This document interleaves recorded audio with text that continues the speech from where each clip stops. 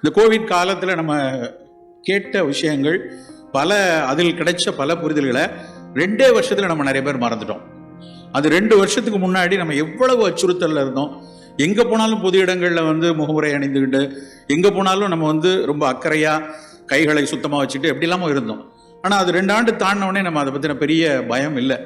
என்ன நடந்தது நம்ம உடம்புக்குள்ள ஒன்று நம்ம போட்டுக்கிட்ட வேக்சினாலேயோ இல்லை என்றால் அந்த மந்தை நோய் காப்புன்னு சொல்லக்கூடிய ஹேர்ட் இம்யூனிட்டி நிறைய பேர் தொற்று பெற்று நம்ம உடல் அந்த எதிர்ப்பு நிலையை அடைந்து விட்டதுனால இன்றைக்கு வரைக்கும் கோவிடுடைய பிற மாற்றுருக்கள் பெரிய அளவில் நம்ம பாதிக்காத அளவில் இருக்கும்.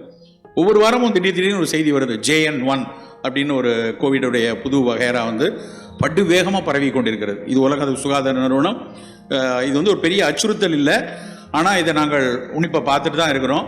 இன்றைக்கு வரைக்கும் இது ஒன்றும் பெரிய அளவில் நுரையீரலை எதுவும் பாதிப்பை உண்டாக்கலை, ஆனால் அதிகம் பரவி வருகிறது அப்படின்னு ஒரு கருத்தை சொல்லிட்டு இருக்காங்க.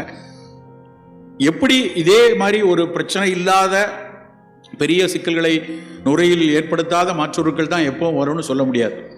இன்னும் காலம் போக போக புதிய இந்த மாதிரி ஜூனோசிஸ் வைரஸஸ் இப்படி நம்ம இவ்வளவு தூரம் மழை கொட்டுன்னு நம்ம யாரும் நினைக்கவே இல்லை.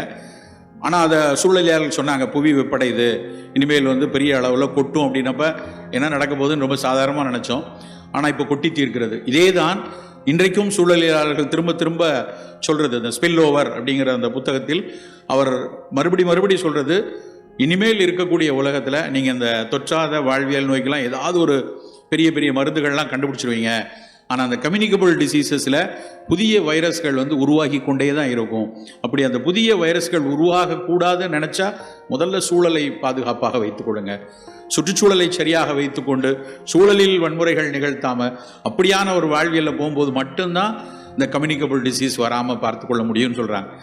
அப்படி இருக்கிற சூழலில் ஏதாவது ஒரு நம்முடைய அடுத்தடுத்த தலைமுறைகளுக்கு புதிய தொற்றுக்கள் வரக்கூடிய சாத்தியம் இருக்கிறதுனால சிறு வயது முதலே நம்முடைய அந்த உள்ளிருக்கக்கூடிய ஒரு எதிர்ப்பாற்றல் இன்னேட் இம்யூன் சிஸ்டம் அப்படிம்பாங்க, அதை சிறப்பாக வைத்துக் கொள்ளக்கூடிய உணவு ரொம்ப அடிப்படையான விஷயம்.